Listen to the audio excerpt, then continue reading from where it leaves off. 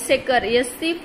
For एससीज राईटचे संस्थापक अध्यक्ष, सामाजिक कार्यकर्ते, सामूहिक विवाह मेळावे, गरजूंना वस्त्र वाटप, विद्यार्थ्यांना शालेय साहित्य वाटप, विविध सामाजिक उपक्रमांना मदतीचा हात देणारे म्हैसेकर यांना त्यांच्या सामाजिक सांस्कृतिक कार्यातील योगदानाबद्दल क्रांतिकारी संत कबीर वाचनालय समिती, कामठी, जिल्हा नागपूर येथील सिद्धार्थ बुद्ध विहार प्रांगणात दिनांक 11 जून 2025 रोजी संपन्न झालेल्या भव्य दिव्य कार्यक्रमात मान्यवरांच्या हस्ते क्रांतिकारी संत कबीर राष्ट्रीय पुरस्कार 2025 ने सन्मानित करण्यात आले।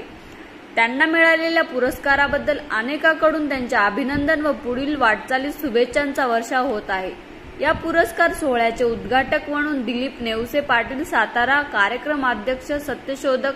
शिवदास महाजन, सेवानिवृत्त न्यायाधीश पुणे, प्रमुख अतिथी म्हणून शत्रुघ्न प्रसाद सिंह,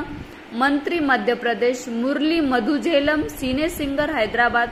कवी साहित्यिक नागनाथ डोलारे मुंबई, सत्यशोधक रघुनाथ ढोक पुणे, शिवकुमार पेटकुले, कवी पत्रकार तेलंगणा, अवधेश कुमार नंद, साहित्य प्रवक्ता उत्तर प्रदेश, लोकेश कटारिया, राष्ट्रीय अध्यक्ष नॅशनल भीम आर्मी, दिलीपराव वंचित बहुजन आघाडी भोकर तालुका अध्यक्ष,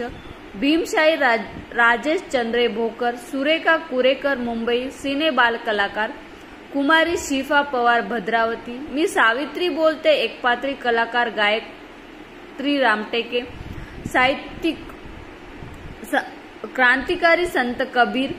वाचनालय समितीचे अध्यक्ष प्रदीप फुलझेले, उपाध्यक्ष चंद्रधर रामटेक।